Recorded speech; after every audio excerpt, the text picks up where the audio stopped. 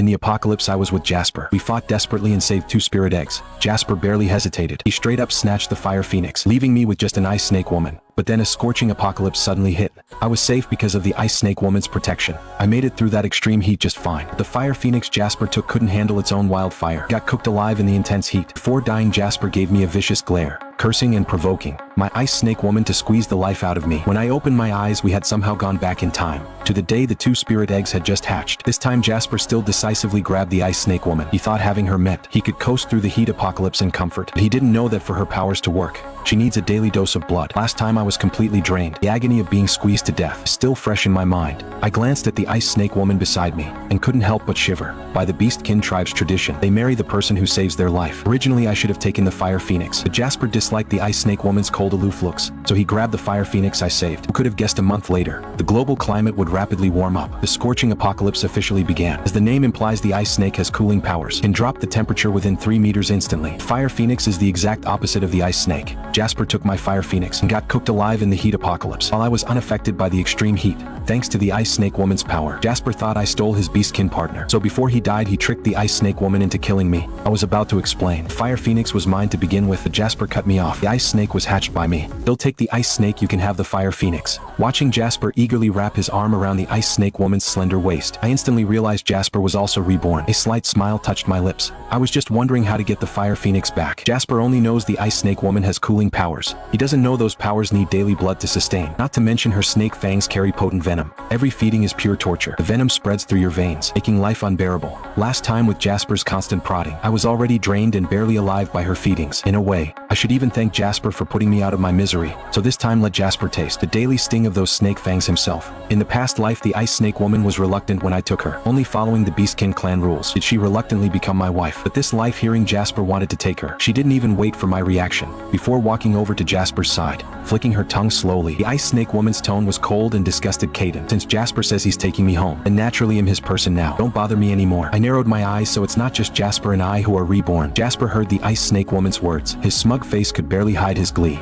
He looked at me, his voice dripping with pride. What do you think, Caden? This was the ice snake's own choice. You take that broken phoenix home. I chuckled softly. Fine, if Jasper likes it. I wouldn't dream of standing in his way. As Jasper walked past me, he deliberately slowed down, giving me a haughty sidelong glance, lowering his voice to whisper in my ear, you don't know yet, do you? Scorching apocalypse is coming soon. If one day you can't handle it anymore, and kneel at my feet begging, I might be in a good mood and lend you the ice snake for a few days. I laughed inside. He probably doesn't know why the ice snake picked him. I didn't look at them again. Turning to the fire phoenix that had just hatched in the corner, she was curled up, her feathers not yet smoothed out, her body trembling uncontrollably. It was a fear etched into her bones. Only when she heard Jasper say he was taking the ice snake woman did her tense body relax a little, but she still didn't dare look up. I walked up to her. Let's go. The fire phoenix flinched hard, instinctively shrinking back. Caden, do you really want me? I raised my hand to pat her head, but she reflexively shut her eyes. Her whole body went stiff as a board, even leaning her forehead forward a bit. I didn't mean to, please don't hit me, okay? My hand froze in midair, but my chest felt like something heavy was pressing down. Why would I hit you? Fire phoenix, look at me. She hesitated a long time before slowly opening her eyes. Those eyes held no resentment, only a deep, almost numb fear. In that instant I immediately understood. She was also reborn. She immediately curled up tightly, her wings clamped shut, as if stabbed by something. The corners of her eyes even welled up with blood-red tears. I didn't ask more, just reached out and shielded her in my arms. My movements were restrained, no unnecessary closeness, just placing myself in front of her. It's okay now, it's all okay. The fire phoenix's body was still trembling slightly, but she didn't struggle. After a long while she finally spoke softly. Caden, why did you take me? I looked down at her, said calmly, because you're mine. Not out of pity or charity, just a fact. I left with the fire phoenix and didn't look back. The whole way she followed me cautiously, as if afraid she'd be left behind with one wrong step. Only after walking far did she speak softly. Caden, where are we going? Home, but my place is pretty far. No cars here, so you'll have to walk with me for a bit. After I spoke, I instinctively looked at her. The fire phoenix blinked her eyes, timidly speaking up. Caden, if you don't mind me, I can take you home. The fire phoenix bent down, signaling me to climb on her back. I felt a bit awkward. It's okay, Caden. Climb on, it'll fly us back together. I couldn't refuse the fire phoenix's earnest offer, so I got on her back. Fire phoenix, he'll tell you where to fly.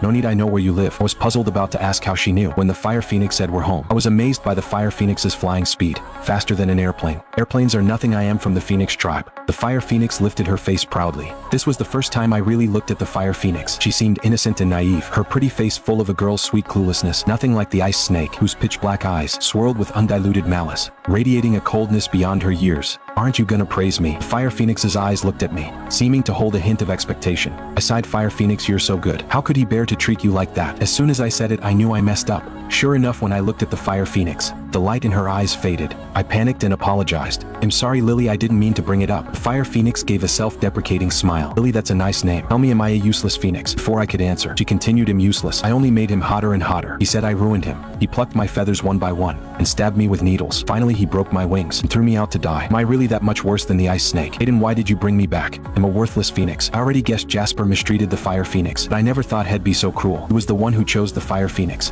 No one could have predicted the scorching apocalypse. Why blame everything on the Fire Phoenix? No, Lily, listen to me. It's not how he said. You're amazing. You're way better than the ice snake. I know you're just trying to comfort me, but it's okay. I feel a bit better. The Fire Phoenix, seeing my worry, forced out a weak smile. Lily, I'm not just comforting you. You're 10,000 times better than the ice snake. Race's secret, I'm reborn too. Fire Phoenix's eyes instantly brightened. I told her how the ice snake mistreated me last time, taking my blood daily and finally killing me, telling the Fire Phoenix everything in detail. After hearing me out, the Fire Phoenix seemed surprised. According to our beastkin tradition, we must be absolutely loyal to our savior. No matter how our savior treats us, we have to endure it. If we break this ancient rule, the punishment is severe. How dare she treat you like that? I smiled bitterly and shook my head. I don't know. Lily, what exactly is this punishment? I'm not sure of the details. I just know it's very severe. Forget it, let's not think about that. I pulled the Fire Phoenix to sit on the couch. The scorching apocalypse is almost here. Shouldn't we prepare something? The Fire Phoenix and I thought about it. Buying ACs is useless. The power and water systems collapse in the scorching apocalypse. Finally, I decided to go to our rural family yard and dig a really deep cellar. Cellars stay warm in winter, cool in summer. Best of all, they cool down without any equipment. It's absolutely perfect. The Fire Phoenix is not only fast but incredibly strong. In less than a week, she dug a cellar over 300 feet deep,